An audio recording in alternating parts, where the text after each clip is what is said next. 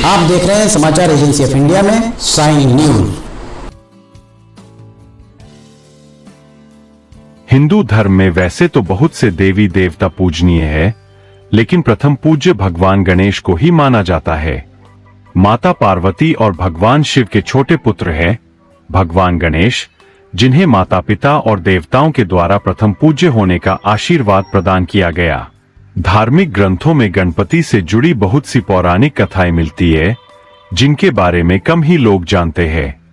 कथाओं में ऐसा उल्लेख है कि भगवान गणेश का जन्म माता पार्वती के उपटन से हुआ और भगवान शिव द्वारा उन्हें गज का सर लगाया गया, जिससे उन्हें यह रूप मिला।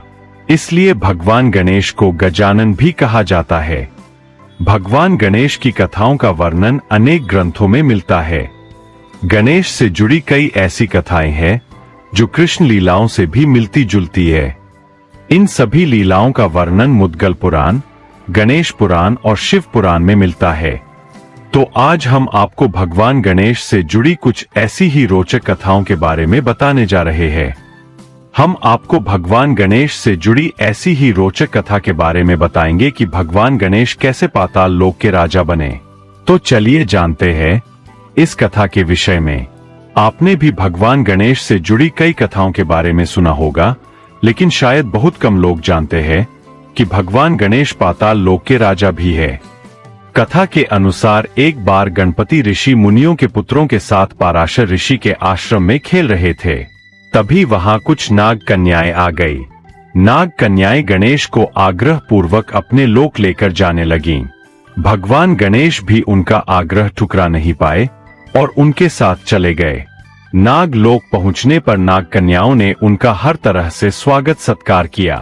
तभी वहां नागराज वासुकी ने भगवान गणेश को देखा। नागराज वासुकी ने भगवान गणेश को देखा और उनका रूप देखकर उपहास करने लगे। भगवान गणेश को जब इस बात का आभास हुआ कि वो उनका मजाक उड़ा रहे हैं, तो गणेश जी को क्रोध आ गया। उन्होंने वासुकी के फन पर पैर रख दिया और उसके मुकुट को स्वयं पहन लिया। भगवान गणेश को क्रोध आ गया। उन्होंने वासुकी के फन पर पैर रख दिया और उनके मुकुट को भी स्वयं पहन लिया। वासुकी की दुर्दशा देखकर उनके बड़े भाई शेषनाग भी वहां आ गए। उन्होंने हुंकार भरते हुए कहा, किसने उनके भाई वासुकी के साथ इस तरह का व्यवहार किया है। जब भगवान गणेश शेषनाग के सामने आए तो वे उन्हें पहचान गए और उनका अभिवादन करने लगे। वासुकी द्वारा किए गए अपमान का बदला लेते हुए गणेश जी ने वासुकी को अपने पैरों तले तो दबाया ही, साथ ही शेषनाग द्वारा नागलोक यानी पाताल लोक के राजा भी घोषित किए गए। शेषनाग भगवान गणेश की शक्तियों के बारे में जानते थे, तो इस तरह से शेषनाग ने गणेश जी को पाताल लोक का राजा बनाया। आइए अब हम आपको बताते हैं कि भगवान गणपति को आखिर कहां से मिले अस्त्र शस्त्र। एक बार भगवान शिव कैलाश त्याग कर वन में जाकर रहने लगे। एक दिन शिव से मिलने विश्वकर्मा आए। उस समय गणेश जी की आयु मात्र 6 वर्ष थी। गणेश ने विश्वकर्मा से कहा कि मुझसे मिलने आए हो तो मेरे लिए क्या उपहार लेकर आए हो। विश्वकर्मा ने कहा, भगवान मैं आपके लिए क्या उपहार ला सकता हूँ, आप तो स्वयं सच्चिदानंद हो। विश्वकर्मा ने गणपति का वंदन किया और उनके सामने भेंट स्वरूप कुछ वस्तुएं रखीं, जो उनके हाथ से बनी हुई थीं। ये वस्तुएं थी एक तीखा अंकुश, पाश और पद्म। इतने आयुध पाकर गणपति को बहुत प्रसन्नता हुई। इन आयुधों से सबसे पहले 6 साल के गणेश ने अपने मित्रों के साथ खेलते हुए एक दैत्य वृकासुर का संहार किया था। एक बार भगवान शिव के मन में एक बड़े यज्ञ के अनुष्ठान का विचार आया। विचार आते ही वे शीघ्र यज्ञ प्रारंभ करने की तैयारियों में जुट गए। सारे गणों को यज्ञ अनुष्ठान की अलग अलग जिम्मेदारियां सौंप दी गई। सबसे बड़ा काम था यज्ञ में सारे देवताओं को आमंत्रित करना।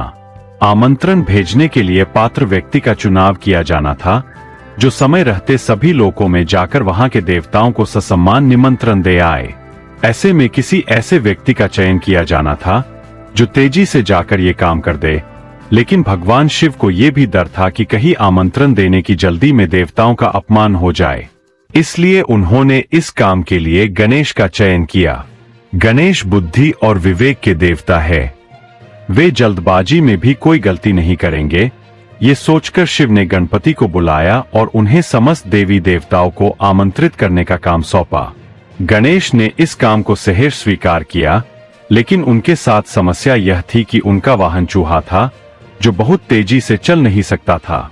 गणेश जी ने काफी देर तक चिंतन किया कि किस तरह सभी लोकों में जाकर आदरपूर्वक सारे देवताओं को यज्ञ में शामिल होने का आमंत्रण दिया जाए। बहुत विचार के बाद उन्होंने सारे आमंत्रण पत्र उठाए और पूजन सामग्री लेकर ध्यान में बैठे शिव के सामने बैठ गए। गणेश ने विचार किया कि यह तो सत्य है कि सारे देवताओं का वास भगवान शिव में है। उनको प्रसन्न किया तो सारे देवता प्रसन्न हो जाएंगे। ये सोचकर गणेश ने शिव का पूजन किया और सारे देवताओं का आह्वान करके सभी आमंत्रण पत्र शिव को ही समर्पित कर दिए। सारे आमंत्रण देवताओं तक स्वतः पहुंच गए और सभी यज्ञ में नियत समय पर ही पहुंच गए। इस तरह गणेश ने एक मुश्किल काम को अपनी बुद्धिमानी से आसान कर लिया। अगर आप बुद्धि के दाता भगवान गणेश की आराधना करते हैं और अगर आप एकदम भगवान गणेश के भक्त हैं, तो कमेंट बॉक्स में जय गणेश लिखना न भूलिए। यहाँ बताए गए उपाय, लाभ, सलाह और कथन आदि सिर्फ मान्यता और जानकारियों पर आधारित है। यहाँ यह बताना जरूरी है कि किसी भी मान्यता या जानकारी की समाचार एजेंसी ऑफ इंडिया के द्वारा पुष्टि नहीं की जाती है।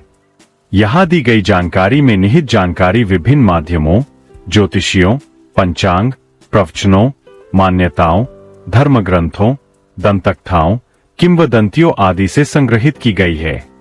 आपसे अनुरोध है कि इस वीडियो या आलेख को अंतिम सत्य अथवा दावा न माने एवं अपने विवेक का उपयोग करें। समाचार एजेंसी ऑफ इंडिया पूरी तरह से अंधविश्वास के खिलाफ है। किसी भी जानकारी या मान्यता को अमल में लाने से पहले संबंधित विशेषज्ञ से सलाह लें।